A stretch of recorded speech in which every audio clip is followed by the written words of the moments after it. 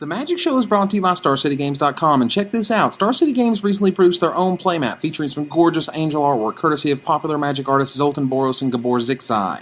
This high-quality playmat is now available exclusively from StarCityGames.com, so check them out and pick one up today. Hi. Hi, this is Darwin Kastle. I'm Rob Doherty. This is Jason Turian. Hi, this is Louis Scott Vargas. Hi, this is Steve Sadin. Hey, this is Ruth Warmenhoven and Jelger Wiegersma. Welcome to Magic Show. And welcome to the Magic Show. Welcome to the Magic Show. Hey, welcome to the Magic Show. Welcome to the Magic Show.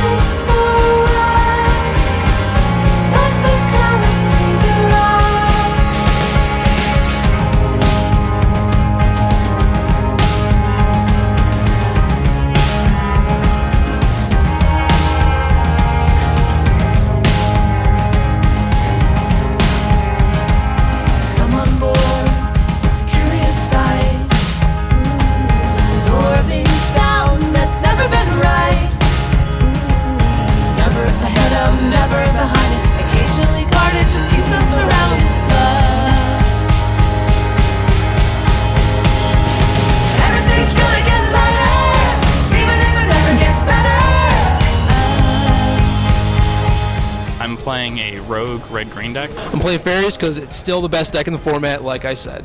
I'm playing blue-white Revel Arc. I'm playing red-green. I'm playing red-green beatdown. Green-white Mana Ramp, although we moved Wrath to the sideboard and just playing a bunch of creatures and Warhammers. I played Fairies actually because all throughout testing, I'd been like playing decks trying to beat Fairies, it can't be that good. No, it turns out the Fairies is actually that good. This weekend I'm playing a mid-range red-green deck. I've got like Elves, Birds, Countryside Crusher, Magus of the Moon, Chameleon Colossus, all the way up to Days of Calamity. I'm playing red-green Mana Ramp because that's what I normally always play. I play Faris because I think it's the best deck. It's the deck I play the most. I feel most comfortable with. I'm playing a Wizards deck. It's a blue-white, basically control. Kyle Sanchez wrote about it on Star City Games. Very good website.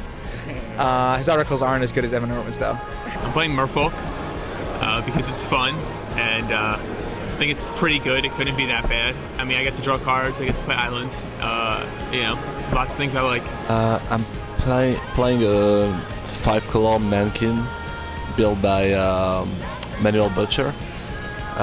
Why? Good question. I didn't have time to play this at all. I had exams, so I left my brother and my friends play this for me, and that's the deck they came up with.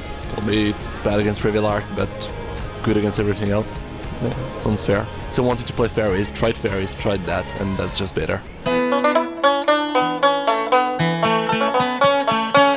I'm playing Magic cards. I like to play decks that make me feel really smart. See, I got an infinite combo. I use Revel Arc, Greater Gargadon, and Body Double, see? And when I get the combo going, I loop a Bonded Fetch over and over again. It lets me sort of mill myself. Eventually, I'll hit Mole Drifter. Whoa! Once I start drawing cards with Mole Drifter, I eventually get a Primal Command. I Primal Command myself, shuffle my graveyard back into my deck. See, the reason this is so good is that I can loop my Wall Roots through Greater Gargadon to produce as much green mana as I want with Revel Arc and Body Double. See, once you start building up enough green mana, you play Prismatic Lens. You gotta play Prismatic Lens because you gotta filter some of your mana from green into blue and red. You build up a supply of blue and red mana, and the way you get ahead is by sacrificing your Prismatic Lens to your Greater Gargadon. The problem is, every time you play a spell, a Greater Gargadon becomes unresolved, or unsuspended, or in the game. But you have a second Greater Gargadon, which you sacrifice the first Greater Gargadon too. Then, you Primal Command yourself, shuffle it all back, do it all again, repeat. Eventually, you'll net enough blue mana that you can care for consideration once per iteration on your opponent. Eventually, they will become decked. And then, my friends, is more infinite. Yeah, and I'm also losing 1-4. I mean, apparently people are attacking me with Tarmogoyf and Bitter Blossom tokens.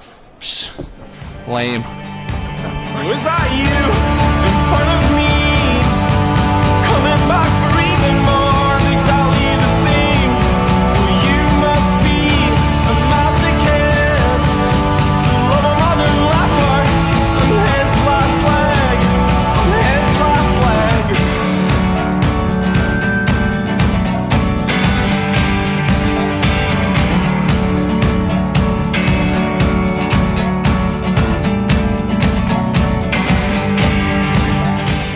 It's pretty stagnant. if the band Bitter Blossom, it probably gets interesting. It looks pretty diverse, which is good. I've seen a lot of decks out here. There's an unhealthy quantity of fairies, but it seems like there's a good variety in the top table, so that's what I like to see. I'm actually not a huge fan of it because fairies is one half of the field, or whatever percent of the field, and then aggressive decks are about the rest, with a little bit of like combo or control, because fairies drives out all the slow decks. So the only decks left are fairies and fast aggressive decks, neither of which I'm a huge fan of. So you should not in Standard, I think, be having like main deck Magus of the Moon, and then like that's not a game of Magic. Wizards always talks about how they don't like to print too much LD because like it doesn't allow people to play. Well, similar things about like main deck Magus in a format that's not extended, where you have like a vast pool of non-basic lands. I think the Standard right now is a pretty good format. About a week ago, I think it was pretty bad. It's like all fairies, nobody could figure out how to beat it.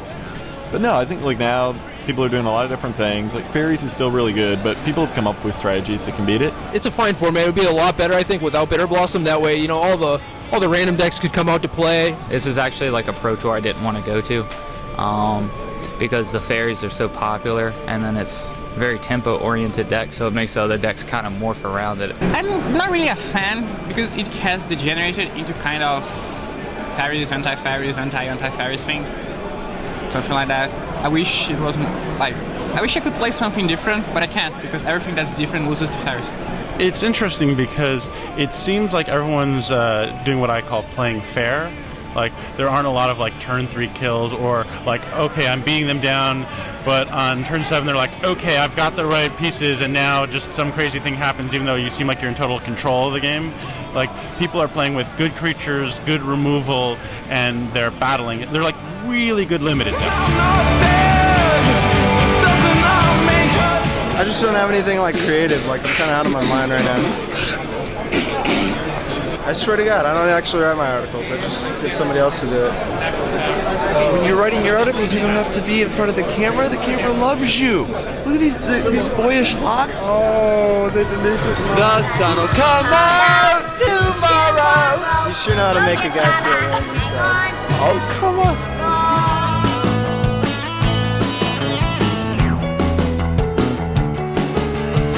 When I was young, lying in the grass, I felt so safe, no warming bath of sunlight, the vast open sky could do no harm. It's not too good. It's definitely beatable. It is the best deck, but it's still fine, I think. Hopefully, you know, as more sets come out, fairies gets less good.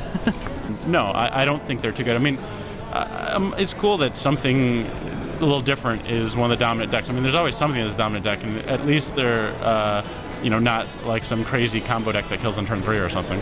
You know, I would like to say yes. I think that's the easy answer, but no, I don't think they are because the green decks really have a good sideboard.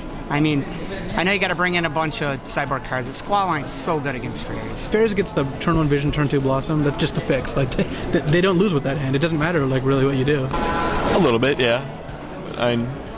There's always something that's too good. You've got your Affinity, you've got your Fires, you've got your Flash Hulk. I think that depends on your definition of too good, because there's a lot of different standards by which something can be too good. One standard is just, if you had to do it over again, would you do it? And by that standard, yes, absolutely. Second standard is, are they so good that you can't not play them? And the answer is clearly that's not true. But I think we're seeing a lot of reactions to fairies because of what they force people to do. I'd rather fairies wasn't that good. The thing I don't like about fairies is that it gets draws that you just can't conceivably beat. B, it's very die roll dependent. Like fairies on the play is a completely different deck from fairies on the draw. I don't think it's healthy for the format. I don't know if they're too good. I mean, you can certainly beat them, but you have to go pretty far to beat them, and that makes the format worse. I wish they were less good. They're not too good, but they're good enough. It is sometimes annoying, I guess, when there's a deck that like definitely defines a metagame, but I mean, you know, it's usually going to be like that most of the time. Yes. The deck has way too much resilience. You need to like tailor a deck specifically to beat that deck in order to have an edge. The decks that supposedly beat fairies, like mono red, really only do it about like 65% of the time pre-board and a little less post-board. So like the deck's way too powerful. You can tailor a deck specifically to beat it and still have a small edge. The problem is they're just good enough not to be banned or anything. So that's the worst level. At least when you play against Affinity a few years ago, you know it's going to be banned at some point. You know they're going to ban Skull Clamp and stuff, but here, now, you know, you just have to deal with Bitter Blossom for 2 years. If you look at it, they only really play 11 creatures and 4 Bitter Blossoms. And their creatures are Spell Stutter Sprite and Ona, which are 1/1s. And then they're playing these 4/4 Champion a Fairy, but they need their 1/1s in play. So, I mean, if you take away their Mutavaults and take away their Bitter Blossoms, their deck isn't really that good.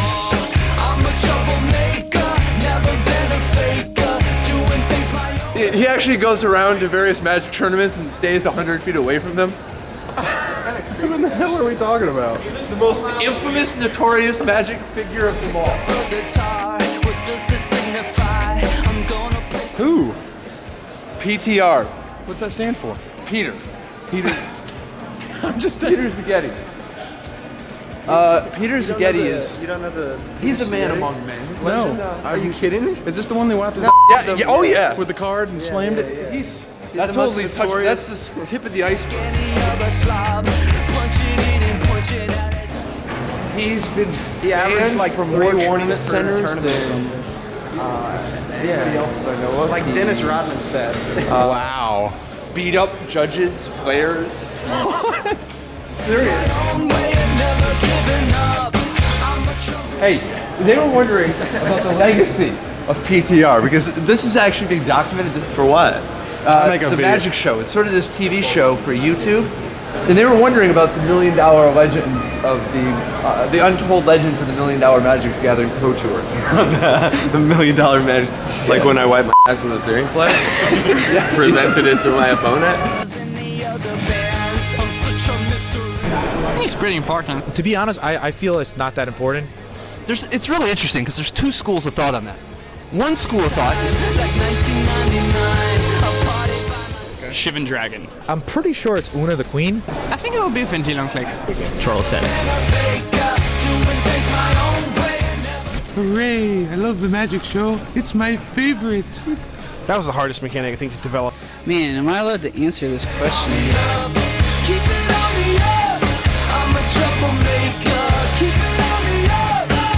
Mountain Dew is really good. It'll make a champion out of you. Wafo Taco drinks Mountain Dew like it's water from the French Alps. Nice. Are there French Alps?